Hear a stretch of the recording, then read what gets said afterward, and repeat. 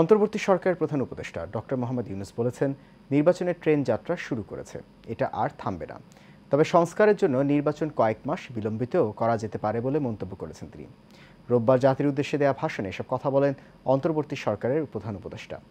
ভাষণে স্বৈরশাসক শেখ হাসিনাকে ভারত থেকে ফেরত চাওয়া হবে জানিয়ে ডক্টর ইউনূস বলেছেন, শুধু জুলাই আগস্ট হত্যাকাণ্ড নয়, গত 15 বছরে সব গুম খুন অপকর্মের বিচার করা হবে।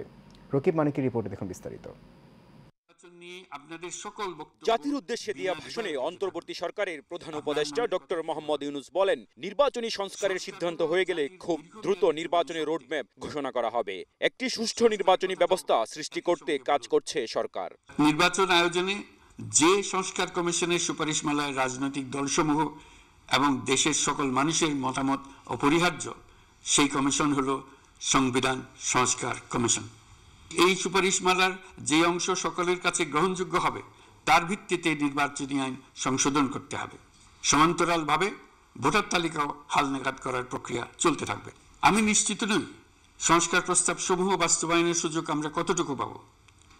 তবে আমি আপনাদের কথা দিচ্ছি, আপনারা সুযোগ দিলে প্রয়োজনীয় কিছু অত্যাবশ্যকীয় সংস্কার কাজ শেষ করেই আমরা আপনাদের কাঙ্ক্ষিত নির্বাচন আয়োজন করব। প্রধান উপদেষ্টা আরো বলেন, আন্তর্জাতিক আদালতেই জুলাইয়ের গণহত্যার ও গুম খুনের বিচার হবে। যারা এর সঙ্গে জড়িত তাদের আইনের আওতায় আনা হবে। ফ্যাসিস্ট শেখ হাসিনাকে ভারত থেকে ফেরত আনার বিষয়েও পদক্ষেপ নেওয়া হবে। অন্তর্বর্তী সরকার সৃষ্টি হয়েছে রাজনীতিকে নীতির কাঠামোয় আনার জন্য এবং রাজনীতির জন্য নতুন পরিবেশ সৃষ্টির নিবিড় আকাঙ্ক্ষা থেকে। এই আকাঙ্ক্ষা পূরণ করা থেকে জাতিকে বঞ্চিত করবেন না।